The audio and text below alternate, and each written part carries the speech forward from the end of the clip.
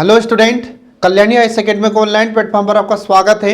मैं हूं लखन दाइमा, आपको एमपीपीएससी मेंस एग्जाम के लिए सेकेंड पेपर का फर्स्ट पार्ट पढ़ा रहा हूं, जिसका नाम है संविधान, शासन व्यवस्था, राजनीति तथा प्रशासनिक संरचना। फ्रेंड, आज मैं आपको पढ़ाने वाला हूं सत्ता के बारे में, और सत्ता को ही प्राधिकार कहा जाता है, ये आपको इसमें ध्यान रखना है, ठीक है। और जो सत्ता होता है तो इसको इंग्लिश में हम प्राधिकार, इंग्लिश में से हम अथॉरिटी कहते हैं। तो ये आपको ध्यान रखना होगा कि जो सत्ता होता है तो सत्ता को ही ध्यान रखना प्राधिकार कहते हैं और इसको इंग्लिश में अथॉरिटी कहते हैं, ठीक है। तो अब इसका अर्थ क्या होता है ये आप समझिए। तो इसका अर्थ होता है कि सत्ता संगठन में कार्य करने का अधिकार होता है, अर्थात यह निर्णय लेने, आदेश देने तथा अन्य व्यक्तियों की क्रियाओं को मार्गदर्शित करने की शक्ति होती है, यह होती है सत्ता। तो सत्ता क्या है? तो किसी भी संगठन में कार्य करने का अधिकार होता है। उदाहरण के लिए जैसे कलेक्टर होता है, ठीक है, या एसपी होता है। तो कलेक्टर या एसपी ये सरकारी संगठन में कार्य करते हैं और इनके पास कार्य करने के कुछ अधिकार प्राप्त होते हैं। तो इसी को हम क्या कहते हैं? सत्ता कहते हैं। फिर इसके बाद में ऐसे हमारे भारत में कुछ राजनेता होते हैं, तो राजनेताओं के द्वारा भी हम देखते हैं कि जो कार्य किया जाता है संगठन में रहकर, ठीक है। तो संगठन में रहकर इनके पास कार्य करने के कुछ अधिकार प्राप्त होते हैं, जिसे हम सत्ता कहते हैं। तो ये आपको ध्यान रखना होगा, ठीक है। तो देखिए इसमें इसका पूर्ण अर्थ क्या हो जाता है? तो संगठन में कार्य करने का अधिकार है, अर्थात यह निर्णय लेने, आदेश देने तथा अन्य व्यक्तियों की क्रियाओं को मार्गदर्शित करने की शक्ति होती है, इसे हम सत्ता कहते हैं, या इसी को प्राधिकार के नाम से भी जाना जाता है। इसके बाद फिर सत्ता को प्रशासन में प्रबंधकीय कार्यों की कुंजी माना जाता है, ये आपको ध्यान रखना होगा। तो एग्जाम में आपसे क्वेश्चन पूछा जा सकता है कि प्रशासन में प्रबंधकीय कार्यों की कुंजी किसे कहा जाता है? तो ये सत्ता को कहा जाता है, क्योंकि परंपरागत संगठन विचारधारा संगठन को अधिकार संबंधों का अंतर्जाल मानती है, ठीक है फ्रेंड। तो ये आपको इसमें ध्यान रखना होगा। अब इसके बाद संक्षेप में इसका अर्थ आप कैसे याद रखेंगे? तो संक्षेप में आपको इसका अर्थ याद रखना है कि सत्ता आदेश देने, निर्णय लेने, उनके पालन करवाने की वह शक्ति, स्थिति या अधिकार है जो अधीनस्थों के द्वारा स्वीकार कर लिए जाने पर अर्थपूर्ण बन जाती है और संगठनात्मक लक्ष्यों की पूर्ति के लिए अधीनस्थों द्वारा पालन आवश्यक होता है। तो ये आपको इसमें ध्यान रखना होगा, ठीक है फ्रेंड। अब इसके बाद देखिए आगे इसकी परिभाषा। तो सत्ता की परिभाषा अलग अलग विद्वानों के द्वारा दी गई है। तो पहले विद्वान का नाम देखिए इसमें हेनरी फेयोल के अनुसार। तो हेनरी फेयोल ने कहा है कि सत्ता आदेश देने का अधिकार है और उसे पालन करवाने की शक्ति है। तो ये इन्होंने कहा है, किसने? हेनरी फेयोल ने। ये आपको ध्यान रखना होगा, ठीक है। तो एग्जाम में अगर आपसे क्वेश्चन पूछा जाता है कि हेनरी फेयोल के अनुसार सत्ता की परिभाषा क्या होगी, तो आपको ये लिखना होगा, ठीक है। तो हेनरी फेयोल ने कहा है कि सत्ता क्या है? तो इन्होंने कहा कि सत्ता आदेश देने का अधिकार है और उसे पालन करवाने की शक्ति है। इसके बाद फिर पीटरसन ने कहा है कि आदेश देने एवं उसके पालन की आज्ञा का अधिकार सत्ता कहा जाता है। ये इन्होंने कहा है सत्ता के बारे में, पीटरसन ने। फिर इसके बाद में डेविस ने भी इसकी परिभाषा दी है। तो डेविस ने सत्ता की परिभाषा दी है और कहा कि सत्ता निर्णय लेने एवं आदेश देने का अधिकार होता है। तो ये आपको ध्यान रखना होगा। तो ये छोटी छोटी परिभाषाएं हैं। अब इसके बाद फिर साइमन भी सत्ता की परिभाषा लिखते हैं। देखिए इन्होंने क्या कहा है सत्ता के बारे में। तो इन्होंने कहा कि अधिकार सत्ता निर्णय लेने और अन्य व्यक्तियों की क्रियाओं को मार्गदर्शित करने की शक्ति है। यह दो व्यक्तियों के बीच, उच्चाधिकारी एवं अधीनस्थों के बीच संबंध होता है। उच्चाधिकारी निर्णय लेता है और इस आशा के साथ वह प्रेरित करता है कि अधीनस्थ द्वारा उसका पालन किया जाएगा, और अधीनस्थ ऐसे ही निर्णयों की आशा करते हैं और उनके व्यवहार उनसे निर्धारित होते हैं। तो ये इन्होंने सत्ता की परिभाषा दी है साइमन ने। तो ये आपको ध्यान रखना होगा। अब इसके बाद देखिए सत्ता या प्राधिकार संबंधी कुछ विचारधाराएं। तो सत्ता या प्राधिकार संबंधी दो विचारधाराएं होती है। तो ये दो विचारधाराएं कौन कौन सी देखिए। तो पहली विचारधारा होती है कि क्लासिकी चिंतकों के द्वारा समर्थित सत्ता की स्थितिगत विचारधारा, ये पहली विचारधारा है।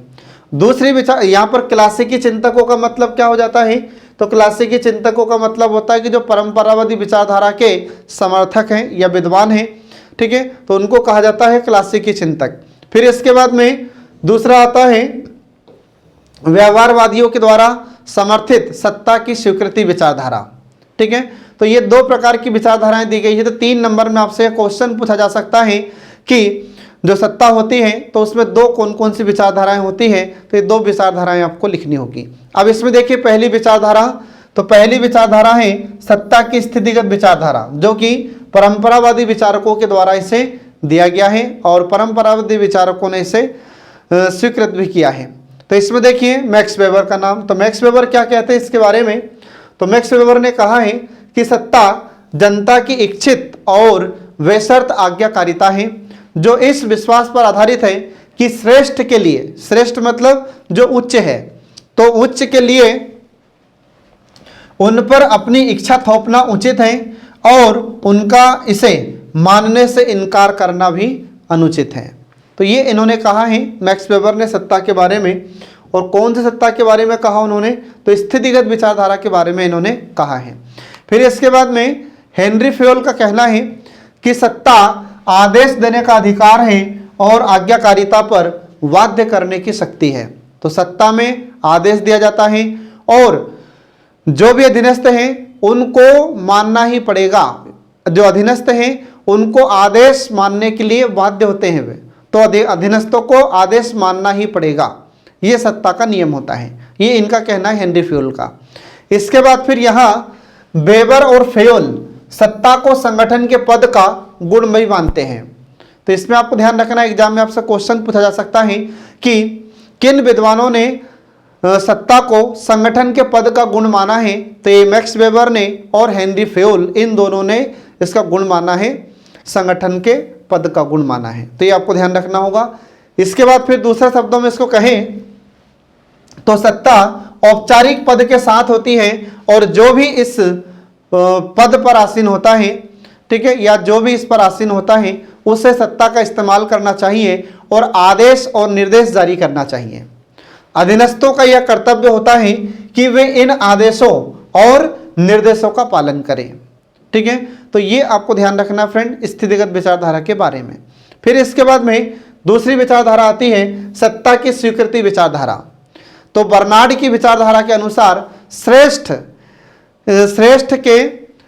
मतलब जो उच्च होता है, ठीक है।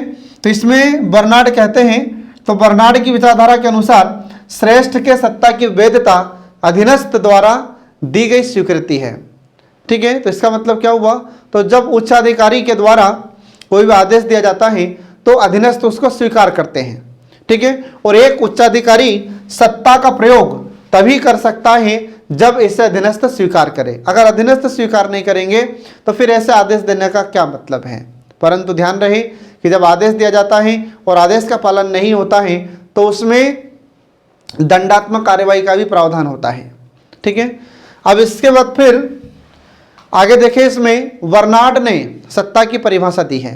तो बर्नार्ड कहते हैं कि सत्ता एक औपचारिक संगठन में संचार का चरित्र है जिसकी बदौलत संगठन का कोई योगदान करने वाला सदस्य इसे जो वह करता है या जो वह नहीं करता है उसके नियंत्रक या निर्धारक के रूप में स्वीकार करता है और कम से कम जहां तक संगठन का प्रश्न है।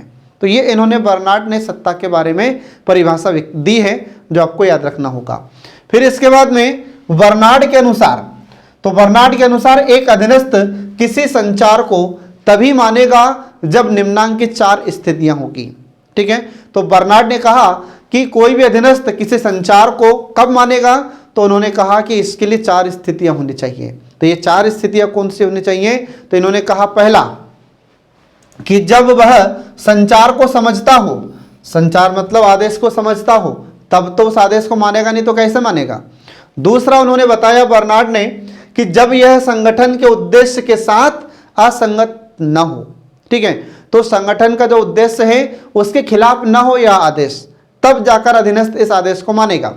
फिर तीसरा है कि जब पूर्णता में वह उसके निजी हित से मेल खाता हो। मतलब संगठन में जो आदेश दिया गया है तो वह उसके हित में भी होना चाहिए, अधीनस्थ के हित में भी होना चाहिए, तब वह आदेश का पालन करेगा या आदेश को मानेगा। तो ये 3 स्थिति हो गई। चौथी स्थिति यह है कि जब वह उसे पूरा करने में मानसिक और शारीरिक रूप से सक्षम होगा, तब वह इस आदेश का पालन करेगा, आदेश को मानेगा, अन्यथा नहीं मानेगा। तो ये बर्नार्ड ने 4 स्थितियां बताई हैं जो आपको याद रखना होगा। तो एग्जाम में आपसे क्वेश्चन पूछा जा सकता है 3 नंबर में कि चेस्टर इरविंग बर्नार्ड के द्वारा किसी भी अधीनस्थ के द्वारा आदेश को किन परिस्थितियों में माना जाता है, किन स्थितियों में माना जाता है। तो ये 4 स्थितियां आपको याद रखना होगा। ठीक है, अब इसके बाद देखिए आगे अगला आ जाता है कि कार्यकारियों को सिर्फ वही आदेश देने चाहिए जो इस क्षेत्र में आते हो और इससे तटस्थता के क्षेत्र की सीमा योगदान, संतुष्टि, समानता द्वारा निर्धारित किया जाता है। ठीक है, तो तटस्थता का क्षेत्र या उदासीनता का क्षेत्र।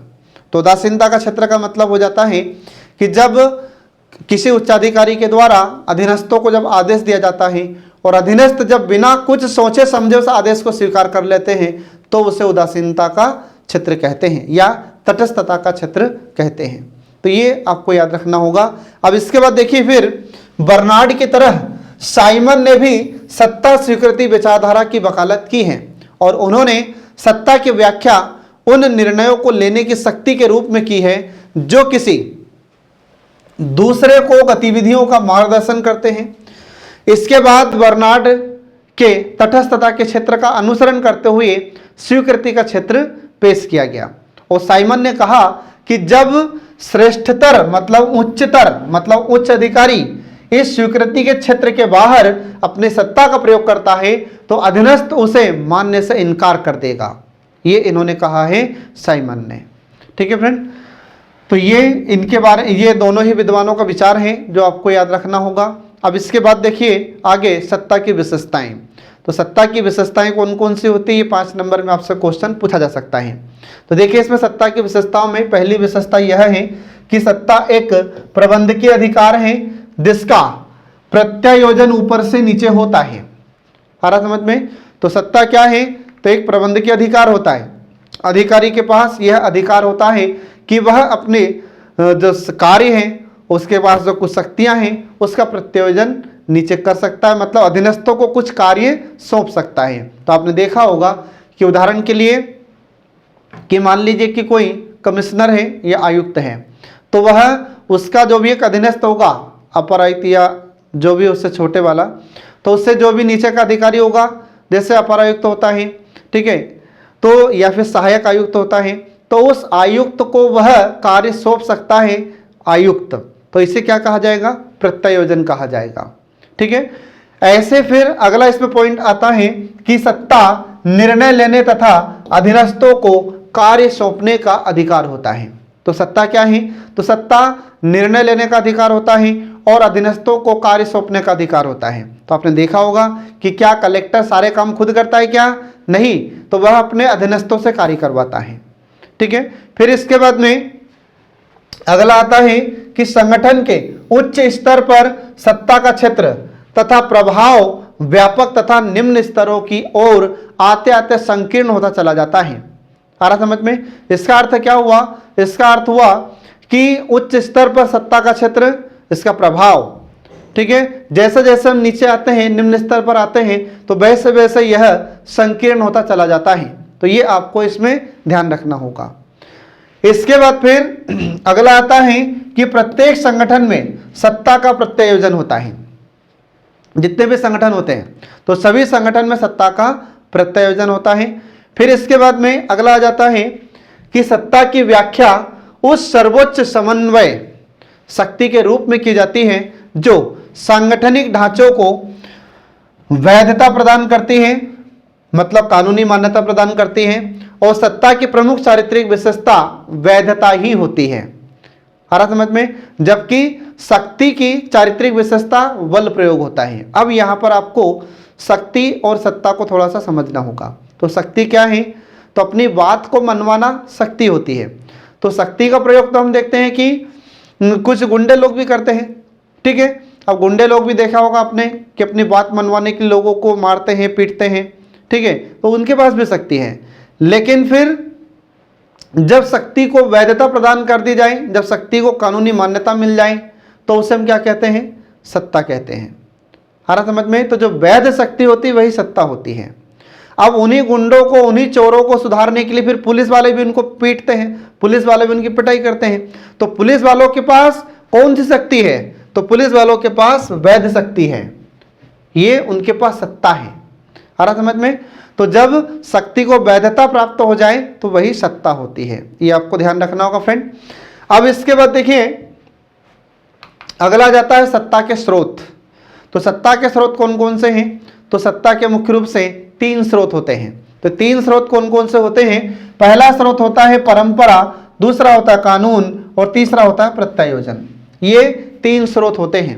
अब पहला देखिए इसमें परंपरा।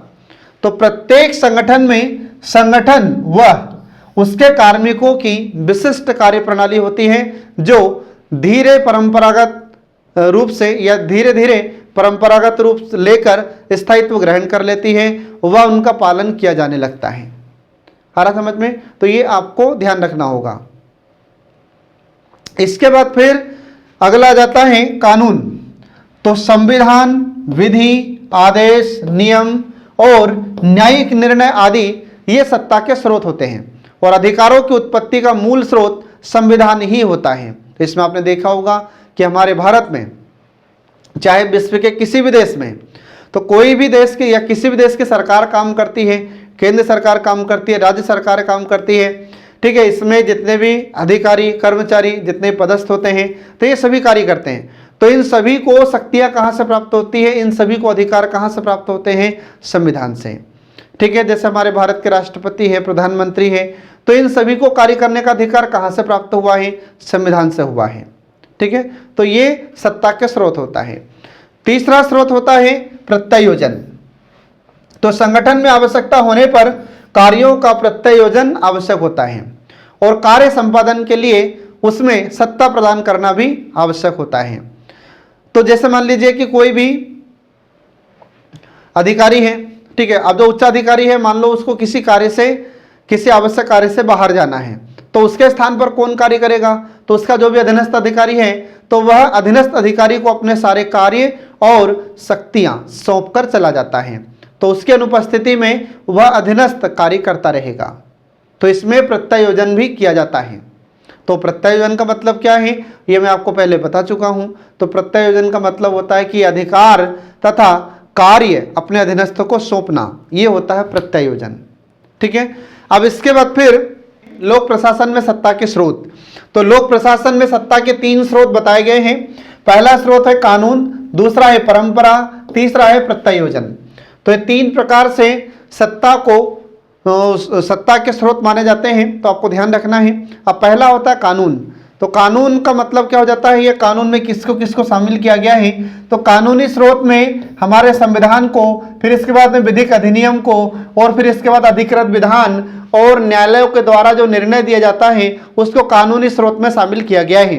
फिर इसके बाद में दूसरा होता है परंपरा स्रोत। अब परंपरागत स्रोत में क्या होता है? तो इसमें संगठन की जो प्रथाएं होती हैं, जो पुराने नियम होते हैं और संगठन में जो काम करने की पुरानी आदतें होती हैं, उसको परंपरागत स्रोत कहा जाता है। फिर इसके बाद में अगला आ जाता है प्रत्यायोजन। तो प्रत्यायोजन में क्या होता है कि उच्चाधिकारी के द्वारा अधीनस्थों को जब सत्ता सौंपी जाती है, तो इस प्रकार के स्रोत को प्रत्यायोजन सत्ता का स्रोत कहते हैं। तो ये आपको इसमें ध्यान रखना होगा। अब इसके बाद फिर मिलेट के अनुसार निम्नांकित 3 क्षेत्रों में प्रभावी ढंग से अपने कर्तव्य को पूरा करने में प्रशासकों को पर्याप्त सत्ता की जरूरत होती है। तो देखिए इसमें 3 क्षेत्र कौन कौन से होते हैं। तो पहला देखिए इसमें कि गतिविधियों के उद्देश्य निर्धारित करना, अर्थात कार्यक्रम से संबंधित अधिकार क्षेत्र। दूसरा होता है कि कार्यक्रमों को प्रभावी ढंग से चलाने के लिए जरूरी ढांचे की रचना और संगठन, अर्थात संगठन से संबंधित अधिकार। तीसरा होता है कि कार्यक्रम के लक्ष्य और प्राथमिकताओं के अनुसार बजट संबंधी आवश्यकताओं का निर्धारण करना, अर्थात बजट संबंधी अधिकार। तो ये 3 क्षेत्र बताए हैं मिलेट ने, जो आपको याद रखना होगा। अब इसके बाद देखिए आगे अगला आ जाता है सत्ता के प्रकार। अब सत्ता के प्रकार कौन कौन से होते हैं, टाइप्स ऑफ अथॉरिटी। तो सत्ता के वितरण के आधार पर संगठन के दो प्रकार होते हैं। तो कौन कौन से होते हैं, तो पहला हो जाता है इसमें ब्यूरो टाइप, और दूसरा होता है बोर्ड और आयोग टाइप। तो ब्यूरो टाइप क्या है, तो प्रशासनिक सत्ता एक व्यक्ति को प्राप्त होती है। तो ब्यूरो टाइप में क्या होगा, तो इसमें प्रशासनिक सत्ता एक व्यक्ति को प्राप्त होती है, जो हम अधिकारी कहते हैं। आ रहा समझ में। तो ये जब अपन देखते हैं प्रशासनिक अधिकारियों को ये सत्ता प्राप्त होती है, तो उन्हें ही हम ब्यूरोक्रेट्स कहते हैं। आ रहा समझ में, ये आपको ध्यान रखना होगा। हिंदी में उसको नौकरशाह कहते हैं। फिर इसके बाद में बोर्ड और आयोग टाइप। अब इसमें क्या होगा, तो इसमें प्रशासनिक सत्ता व्यक्तियों के एक समूह को प्राप्त होती है। मतलब जब भी ये कोई कार्य करेंगे तो समूह के माध्यम से ही कार्य करेंगे। जबकि ब्यूरो टाइप में क्या होता है, तो इसमें प्रशासनिक अधिकारी के पास से सत्ता प्राप्त होती है और वह कार्य करता है। उदाहरण के लिए कलेक्टर का उदाहरण मैं आपको बार बार देता हूं, ठीक है। तो कलेक्टर इसमें आ जाता है ब्यूरो टाइप में। तो कलेक्टर, एसपी, इसके बाद फिर जो हमारे सचिव होते हैं, फिर इसके बाद में कमिश्नर होते हैं, ये सब क्या होते हैं, ब्यूरोक्रेट्स होते हैं, नौकरशाह होते हैं। फिर इसके बाद में अगला जाता है, मैक्स वेबर ने सत्ता को 3 वर्गों में बांटा है। तो मैक्स वेबर ने इसको सत्ता को 3 वर्गों में बांटा है। तो 3 वर्ग कौन कौन से हो जाते हैं, तो पहला इन्होंने बताया पारंपरिक सत्ता, ठीक है। दूसरा बताया इन्होंने करिश्माई सत्ता या चमत्कारिक सत्ता। तीसरा होता है कानूनी सत्ता या विधिक सत्ता। तो पहला है पारंपरिक सत्ता। तो पारंपरिक या परंपरागत सत्ता, इसमें क्या बताते हैं मैक्स वेबर, तो इसमें उन्होंने कहा कि जो परंपराओं और प्रथाओं पर आधारित होती है, तो ऐसी सत्ता को हम पारंपरिक सत्ता कहते हैं। मतलब जो पुराने समय से परंपराओं से चला आ रहा है, उसी को आगे बढ़ाना पारंपरिक सत्ता कहलाती है। और लोग भी उनकी बात इसलिए मानते हैं क्योंकि परंपराओं से चला आ रहा है। जैसे हमारे भारत में पर राजा महाराजाओं की सत्ता, तो राजा महाराजाओं के परिवार में जो कार्य पहले से होता आ रहा है, ठीक है, और उनके जितने भी अनुयायी हैं बहुत दिनों से बात मानते रहे, तो अभी भी उनकी बातें मानते हैं। तो इसको क्या कहा जाता है, तो इसको परंपरागत सत्ता कहते हैं। तो राजा महाराजाओं की सत्ता को पारंपरिक सत्ता कहा जाता है। फिर इसके बाद में दूसरा आता करिश्माई सत्ता या चमत्कारिक सत्ता। इसका मतलब क्या होता है, तो जो व्यक्तिगत योग्यताओं पर आधारित होती है। मतलब ये आम जनता से असाधारण होते हैं। जो शक्तियां या जो गुण आम जनता में नहीं होता है, वह इस करिश्माई सत्ता में जो भी व्यक्ति होगा उसके पास यह शक्तियां प्राप्त होती है या उसके पास यह गुण प्राप्त होता है। उदाहरण के लिए हम देखते हैं कि जो फिल्म का एक्टर होता है, तो फिल्म में सभी लोग एक्टिंग नहीं कर सकते, तो जो एक्टिंग करता है, जो एक्टर होता है, उसकी लोग बात मानते हैं। क्यों? क्योंकि वह गुण आम जनता में नहीं है। ऐसे उदाहरण अपन देखें क्रिकेटर्स का देखें, तो जो क्रिकेटर्स होते हैं, तो जैसे सचिन तेंदुलकर हुए, अब हालांकि उन्होंने संन्यास ले चुके हैं। फिर इसके बाद विराट कोहली हुए, इसके बाद फिर ऐसे क्रिकेटर में महेंद्र सिंह धोनी हुए। तो ये सब क्या है, तो ये सब चमत्कारिक नेता होते हैं, क्योंकि इनके पास जो गुण है क्रिकेट के मैदान में क्रिकेट खेलने का, यह गुण आम जनता में नहीं है, इसलिए आम जनता या इनके अनुयायी इनकी बात मानते हैं। ऐसे ही प्रसिद्ध गायक कलाकार होते हैं, तो प्रसिद्ध गायक कलाकार के पास जो कला होती है, वह कला आम जनता के पास नहीं है, इसलिए आम जनता और अनुयायी इनकी बात मानते हैं। तो ये आपको ध्यान रखना होगा। फिर इसके बाद में अगला आता है कानूनी सत्ता। तो जो कानून या नियमों पर आधारित होती है, और इसी को विधिक सत्ता के नाम से भी हम जानते हैं। जैसे कलेक्टर के पास सत्ता होती है, हमारे राष्ट्रपति के पास सत्ता होती है। तो ये किस प्रकार की सत्ता है, कानूनी सत्ता है। ठीक है फ्रेंड, तो ये आपको ध्यान रखना होगा। अब इसके बाद देखिए आगे अगला आ जाता है एमेताई एंटिजियोनी ने सत्ता को 3 वर्गों में बांटा है। तो एमेताई एंटिजियोनी ने सत्ता को 3 वर्गों में बांटा है। तो ये 3 प्रकार कौन कौन से हैं, तो पहला प्रकार होता है उपयोगितावादी सत्ता, दूसरा होता है बल प्रयोग सत्ता, तीसरा होता है मानक सत्ता। ये 3 प्रकार इन्होंने बताए हैं। तो पहला देखिए इसमें उपयोगितावादी सत्ता। तो इसमें ये कहते हैं कि जो उन भौतिक प्रतिफलों को देने पर आधारित होती हैं जो अधीनस्थों के लिए स्वीकार्य और वांछनीय होती हैं, इसलिए इसे इनाम सत्ता के नाम से भी जाना जाता है। फिर दूसरी सत्ता होती है इसमें बल प्रयोग के द्वारा सत्ता। तो इसमें उन्होंने बताया कि जो नकारात्मक प्रतिफल, शारीरिक खतरे इत्यादि जैसे सजाओं के डर पर आधारित होती है, तो ऐसी सत्ता को हम बल प्रयोग सत्ता कहते हैं। फिर तीसरा प्रकार इन्होंने बताया मानक सत्ता, जो प्रतीकात्मक प्रतिफलों के वितरण और हेर फेर पर आधारित होती है। तो ऐसे इन्होंने 3 प्रकार बताए हैं जो आपको याद रखना होगा।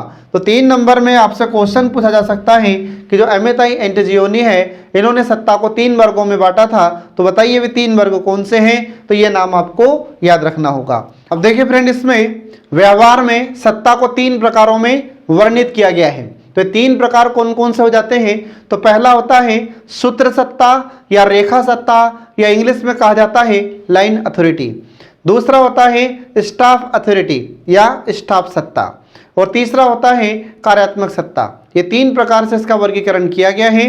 तो पहला देखिए इसमें रेखा सत्ता या सूत्र सत्ता। तो अब यहाँ पर रेखा या सूत्र का मतलब क्या होता है। तो जो अधिकारी सीधे फील्ड वर्क करते हैं या सीधे क्षेत्र में कार्य करते हैं, कार्य क्षेत्र में सीधा काम करते हैं, निर्णय लेते हैं, उनको सूत्र सत्ता कहा जाता है या रेखा सत्ता कहा जाता है। ठीक है, अब इसमें देखिए तो रेखा सत्ता निर्णय लेने की सत्ता होती है जो समस्त उच्चाधिकारियों एवं समस्त अधीनस्थों के बीच विद्यमान रहती है, यदि आदेश की एकता के सिद्धांत का अतिक्रमण न किया जाए। अब आदेश की एकता क्या है। तो आदेश की एकता का मतलब होता है आदेश देने वाला एक होने के कारण इसे आदेश की एकता कहा जाता है। तो आदेश की एकता के सिद्धांत का अतिक्रमण अगर न किया जाए तो सूत्र सत्ता या रेखा सत्ता संबंध संगठन के उच्च स्तर से निचले स्तर पर प्रत्येक व्यक्ति तक पहुंचते हैं। इसके बाद फिर थियो हेमन कहते हैं कि रेखा सत्ता मतलब सूत्र सत्ता आदेश देने की सत्ता है, और यह वह अंतिम अधिकार सत्ता है जो अन्य व्यक्तियों को निर्देशित करती है और उन्हें निर्णयों, योजनाओं, नीतियों तथा लक्ष्यों के अनुरूप कार्य करने की सलाह देती है। इसके बाद फिर इस सत्ता का प्राथमिक उद्देश्य क्या होता है। तो इस सत्ता का प्राथमिक उद्देश्य है कि संगठन को कार्यशील बनाना, यह इसका प्रथम उद्देश्य होता है। तो ये आपको ध्यान रखना होगा। अब इसके बाद फिर अगला देखिए इसमें स्टाफ सत्ता, स्टाफ अथॉरिटी। तो इसका उद्देश्य या इसका सरोकार संगठन के लक्ष्यों को पूर्ति के लिए परामर्श देना है। ठीक है, तो ये फील्ड वर्क नहीं करते हैं। ठीक है, फील्ड वर्क कौन करते हैं, जो सूत्र अधिकारी होते हैं वे लोग करते हैं, और उन्हें समय समय पर सलाह देना, ठीक है, लक्ष्यों की पूर्ति के लिए सलाह देना, ये काम कौन करेगा, स्टाफ सत्ता करता है। तो अब इसमें देखिए ब्रिशी एवं सैनफोर्ड, तो ब्रिशी एवं सैनफोर्ड के अनुसार स्टाफ सत्ता सेवा करने वाली अधिकार सत्ता है। सूत्र सत्ता क्या है, निर्णय लेने वाली सत्ता है। स्टाफ सत्ता क्या है, यह सेवा करने वाली सत्ता होती है, जो आपको याद रखना है। और यह सत्ता अन्य व्यक्तियों को परामर्श देने एवं सहायता पहुंचाने का कार्य करती है, और यह अन्य व्यक्तियों के लिए निर्णय लेने की अधिकार सत्ता नहीं है। रेखा अधिकार सत्ता लंबवत प्रवाहित होती है और अधिकारी अधीनस्थ संबंध स्थापित करती है, जबकि जो स्टाफ सत्ता होती है तो स्टाफ सत्ता परामर्शात्मक संबंधों की स्थापना करती है और किसी भी दिशा में प्रवाहित हो सकती है। संक्षेप में अगर कहा जाए तो यह वह सत्ता है जो राय देने, मदद करने एवं अन्य विभागों को सेवाएं प्रदान करने हेतु संगठन में विद्यमान होती है, और ऐसी सत्ता को स्टाफ सत्ता कहते हैं।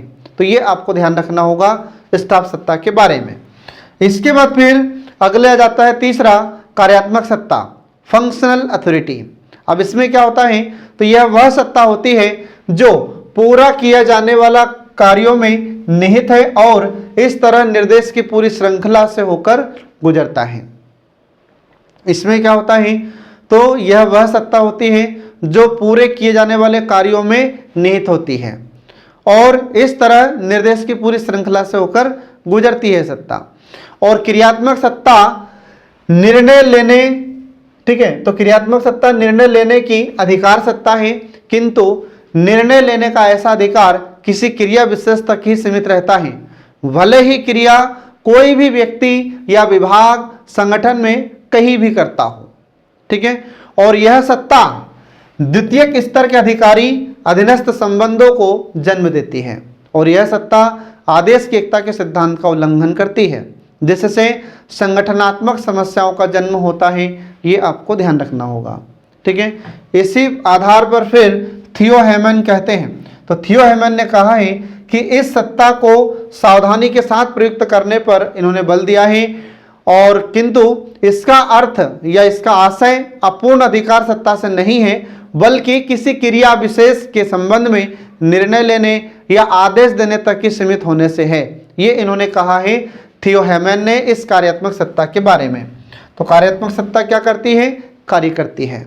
ठीक है, इसके बाद फिर अब देखिए फ्रेंड, इसमें सत्ता के कार्य, तो सत्ता के 3 कार्य होते हैं जो आपको याद रखना है। और साइमन के अनुसार, तो याद रखना है आपको कि साइमन ने इन कार्यों का निम्न प्रकार से वर्णन किया है। तो देखिए, इसमें पहला कार्य बताया है इन्होंने, साइमन ने सत्ता का, कि यह उन लोगों को कुछ उत्तरदायित्व सौंपती है जो सत्ता का उपयोग करते हैं। यह इन्होंने पहला कार्य बताया साइमन ने। दूसरा उन्होंने बताया कि यह निर्णय लेने में विशेषज्ञता को काम में लाती है। तीसरा इन्होंने बताया कि यह क्रियाओं के बीच समन्वय स्थापित करती है। तो ये 3 कार्य सत्ता के साइमन ने बताए हैं जो आपको याद रखना होगा। तो एग्जाम में अगर आपसे क्वेश्चन पूछा जाता है कि साइमन के अनुसार सत्ता के कार्य कौन से होते हैं, तो ये 3 कार्य आपको बताने होंगे। अब इसके बाद फिर आगे देखिए, इसमें इसके मुख्य 3 कार्य कौन से हैं अलग, तो साइमन ने बताया। फिर उसके बाद अलग से इसके 3 कार्य देखिए। तो इसमें पहला कार्य होता है कि वह व्यक्ति कार्यों को समाज द्वारा स्थापित आदर्शों के साथ एक रूपता स्थापित करती है। आ रहा समझ में? ये इसका प्रमुख कार्य होता है पहला। दूसरा होता है कि इसके द्वारा जो निर्णय लिए जाते हैं उनमें उच्च स्तर की बुद्धि का प्रयोग किया जाता है और वे प्रभावशाली होते हैं। ठीक है, इसके बाद फिर अगला आ जाता है कि इसके द्वारा संगठन में समन्वय स्थापित किया जाता है। तो ये 3 कार्य आपको याद रखना होगा। तो पहला क्या है? तो पहला यह था कि इसके द्वारा व्यक्ति कार्यों को समाज द्वारा स्थापित आदर्शों के साथ एक रूपता स्थापित करने में महत्वपूर्ण भूमिका निभाता है। फिर इसके बाद में दूसरा कार्य इसका यह बताया हमने आपको कि इसके द्वारा जो निर्णय लिए जाते हैं उनमें उच्च स्तर की बुद्धि का प्रयोग किया जाता है और ये प्रभावशाली होते हैं। तीसरा इसका बताया हमने कि इसके द्वारा संगठन में समन्वय स्थापित किया जाता है। तो ये 3 इसके महत्वपूर्ण कार्य हैं, ये आपको हमेशा ध्यान रखना होगा। ठीक है, अब जिस तरह से मस्तिष्क शरीर के अन्य भागों को निर्देशित करता है और बदले में उनके कार्यों की सूचनाएं प्राप्त करता है, उसी प्रकार संगठन में एक व्यक्ति का यह प्रमुख कर्तव्य होता है कि अन्य सदस्यों को वह आवश्यक निर्देश और आदेश देता रहे तथा सदस्यों से संगठन की गतिविधियों का परिचय प्राप्त करता रहे।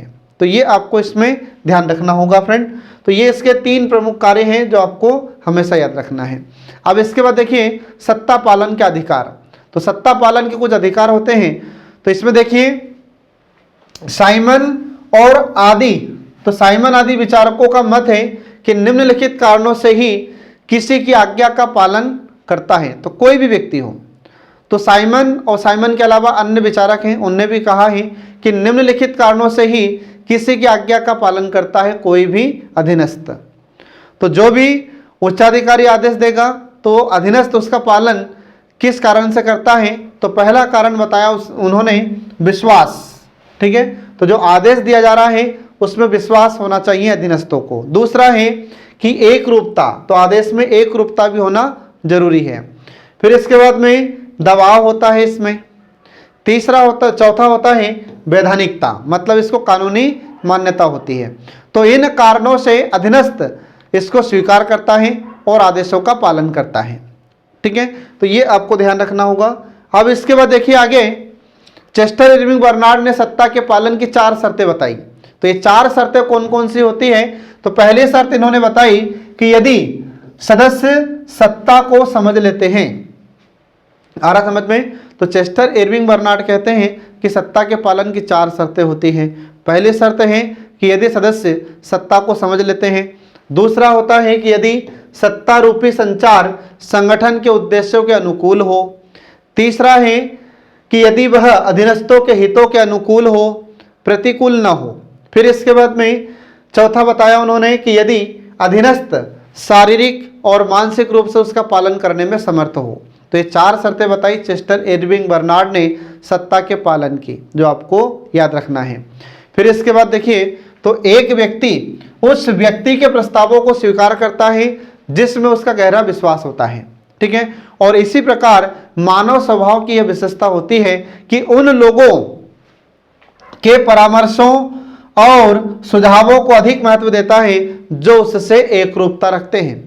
कभी कभी अनेक प्रकार के दबावों के कारण व्यक्ति को दूसरों की बात माननी पड़ती है और सर्वोच्च अधिकारी का अधीनस्थ से कार्य करवाने का कारण भी या कार्य करवाने का साधन दबाव ही होता है, ठीक है। तो ये आपको ध्यान रखना होगा। अब इसके बाद देखिए आगे सत्ता की सीमाएं। तो सत्ता की सीमाएं कौन कौन सी है? तो पहली सीमा देखिए इसमें जैविक सीमा। तो जैविक सीमाएं इसमें क्या होता है? तो किसी भी प्रबंधक को अपने अधीनस्थों को ऐसे आदेश नहीं देना चाहिए जिन्हें अधीनस्थ इसलिए पूरा न कर सके क्योंकि उनकी पूर्ति से जीवन समाप्त होने का खतरा होता है। जैसे उदाहरण के लिए कोई उच्चाधिकारी अपने अधीनस्थ को कहे कि जहर चखो, तो ये गलत है। फिर इसके बाद में बिना उपकरण के बिजली का तार पकड़ने के लिए आदेश दिया जाए, तो यह गलत है। तो ये इसकी सीमाएं होती है। फिर इसके बाद में दूसरा है कानूनी सीमाएं। अब कानूनी सीमाओं में क्या होता है? तो देश का कानून प्रबंधकों की सत्ता को सीमित करने की क्षमता है और प्रबंधकों के उन आदेशों का पालन करने हेतु अधीनस्थ विवश नहीं किया जा सकते जिससे कानूनी व्यवस्थाओं का उल्लंघन होता हो, ठीक है। फिर इसके बाद में तीसरी सीमा इसकी तकनीकी सीमाएं, टेक्निकल लिमिट्स। तो प्रौद्योगिकी का विकास अधिक तीव्रता से हो रहा है और इसलिए प्रत्येक व्यक्ति को, ठीक है, तो प्रत्येक व्यक्ति को वही काम सौंपा जाना चाहिए जिसमें वह दक्ष है। यदि आवश्यक तकनीकी ज्ञान किसी व्यक्ति में न हो तो वह अपनी सत्ता का प्रयोग ठीक ढंग से नहीं कर पाएगा, ठीक है। इसके बाद फिर अगला देखिए, इसमें अगली सीमा है प्राकृतिक सीमाएं। अब प्राकृतिक सीमाएं के अंतर्गत क्या होता है? तो जलवायु, वातावरण, भौगोलिक स्थिति, प्राकृतिक संकट आदि भी अधिकार सत्ता को सीमित करने की क्षमता रखते हैं। फिर इसके बाद में अगला आ जाता है मनोवैज्ञानिक सीमाएं। तो साइकोलॉजिकल लिमिट्स। तो प्रबंधकों की सत्ता को अधीनस्थों की प्रक्रियाएं भी प्रभावित करती है, इसलिए अधिकार सत्ता का प्रयोग करते समय प्रबंधकों को संभावित जो प्रतिक्रियाएं होती हैं उनको ध्यान में रखना चाहिए। फिर इसके बाद में आती है आर्थिक सीमाएं, इकोनॉमिक लिमिट्स। इसमें क्या होता है? तो इसमें प्रबंधकों की सत्ताएं यद्यपि अधिक विस्तृत हो सकती है, फिर भी संस्था के पास उपलब्ध जो आर्थिक साधन होते हैं तो आर्थिक साधन उनकी सत्ता को सीमित करने की प्रवृत्ति रखते हैं। फिर इसके बाद में अगला आ जाता है अन्य सीमाएं, अदर लिमिट्स। तो जन साधारण श्रम संघों की कार्यवाही, सामाजिक परंपराएं एवं प्रथाएं, समूह व्यवहार आदि भी अधिकार सत्ता को सीमित करने वाले घटक होते हैं। तो ये सब आपको ध्यान रखना है फ्रेंड। तो ये थे सब सत्ता की सीमाएं। अब इसके बाद देखिए शक्ति और सत्ता में अंतर। तो शक्ति का टॉपिक मैं आपको पिछली क्लास में पढ़ा चुका हूं। तो देखिए अब शक्ति और सत्ता में अंतर क्या होता है। तो सत्ता को ही प्राधिकार कहा जाता है। तो पहले देखिए शक्ति। तो शक्ति किसी व्यक्ति की वह क्षमता होती है जिससे वह दूसरों को प्रभावित कर सकता है, ये शक्ति होती है। फिर सत्ता क्या है? तो सत्ता किसी अधिकारी का आदेश देने एवं उसकी अनुपालना करवाने का अधिकार है। दूसरा होता है कि शक्ति प्राय है व्यक्ति के व्यक्तित्व में विद्यमान होती है, जबकि सत्ता सदैव पद से जुड़े होते हैं और जो व्यक्ति उस पद को धारित करता है वह उन अधिकारों का उपयोग भी करता है। फिर इसके बाद में तीसरा अंतर आता है कि शक्ति कई स्रोतों से प्राप्त हो सकती है, जैसे ज्ञान से, अनुभव से, सूचना से, भय आदि से शक्ति प्राप्त हो सकती है। परंतु जो सत्ता होती है तो सत्ता हमेशा उच्चाधिकारी को ही प्राप्त होती है, उच्च अधिकारी से ही प्राप्त होती है। ये आपको ध्यान रखना होगा। अब इसके बाद फिर अगला देखिए, इसमें अगला अंतर आता है। तो शक्ति व्यक्तिगत होती है, अतः भिन्न भिन्न व्यक्तियों को शक्ति में या भिन्न भिन्न व्यक्तियों की शक्ति में अंतर होता है, इसलिए वह व्यक्तिपरक प्रकृति की होती है शक्ति। लेकिन जो सत्ता होती है, तो सत्ता क्या है, तो सत्ता अव्यक्तिगत होती है, मतलब ये किसी एक व्यक्ति में निहित नहीं होती। जो भी व्यक्ति पद पर होता है उसे सत्ता प्राप्त होती है। ठीक है, जैसे मान लीजिए कि हमारे भारत में प्रधानमंत्री है, तो जो व्यक्ति प्रधानमंत्री के पद पर रहेगा जब तक, तब तक वह उन शक्तियों का उपयोग करता रहेंगे, और जैसे ही व्यक्ति हटेंगे और उनका अधिकार समाप्त हो जाएगा। तो यहाँ पर हम पद की बात करते हैं, तो सत्ता क्या है, तो सत्ता अव्यक्तिगत होती है। जो भी व्यक्ति पद पर होता है उसे सत्ता प्राप्त होती है, अतः यह वस्तुनिष्ठ प्रकृति की होती है। इसके बाद फिर अगला आ जाता है कि शक्ति औपचारिक एवं अनौपचारिक दोनों ही प्रकार की हो सकती है, लेकिन सत्ता हमेशा औपचारिक पद से ही प्राप्त होती है, अतः यह औपचारिक होती है। इसके बाद फिर जो शक्ति होती है, ठीक है, तो आपको इसमें ध्यान रखना है। अगला देखिए इसमें कि शक्ति सभी स्तर के कर्मचारियों को प्राप्त हो सकती है, जैसे कर्मचारी, फिर नेता। ठीक है, तो कर्मचारी, नेता में प्रभाव डालने की भारी क्षमता हो सकती है। लेकिन जो सत्ता होती है, तो सत्ता सभी स्तर के कर्मचारियों को प्राप्त नहीं होती है। ठीक है, इसके बाद फिर देखिए अगला आ जाता है कि शक्ति का प्रवाह उच्चाधिकारी से अधीनस्थों एवं अधीनस्थों से उच्चाधिकारी की ओर भी हो सकता है। लेकिन जो सत्ता का प्रवाह होता है, तो सत्ता का प्रवाह हमेशा उच्च अधिकारी से अधीनस्थों की ओर ही होता है। यह प्रवाह कभी उल्टा नहीं हो सकता, यह आपको ध्यान रखना है। फिर इसके बाद में अगला आता है कि शक्ति प्रत्यायोजन या शक्ति का प्रत्यायोजन सदैव या हमेशा संभव नहीं हो सकता। जैसे ज्ञान शक्ति, तो इसका प्रत्यायोजन कैसे होगा।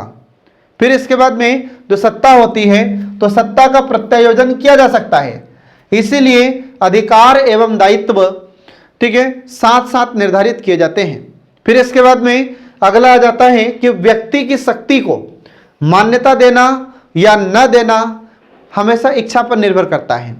कोई व्यक्ति किसी दूसरे की शक्ति को अस्वीकार भी कर सकता है, परंतु जो सत्ता होती है, तो प्रत्येक अधीनस्थ को अपने अधिकारी की सत्ता को मानना ही पड़ता है, ये इसमें बाध्यता होती है। ठीक है, तो ये आपको इसमें ध्यान रखना फ्रेंड। तो इस प्रकार से हमने यहाँ पर आपको शक्ति और सत्ता के बीच अंतर बताया। ठीक है, और इसी के साथ यह टॉपिक समाप्त हो जाता है। तो इस टॉपिक से आपसे 3 नंबर के क्वेश्चन, 5 नंबर के क्वेश्चन, 11 नंबर के क्वेश्चन भी पूछे जा सकते हैं। जैसा आपसे क्वेश्चन पूछा जाए वैसा आपको आंसर देना होगा। ठीक है फ्रेंड, तो इसी के साथ आज का हमारा सेशन समाप्त होता है। नमस्कार।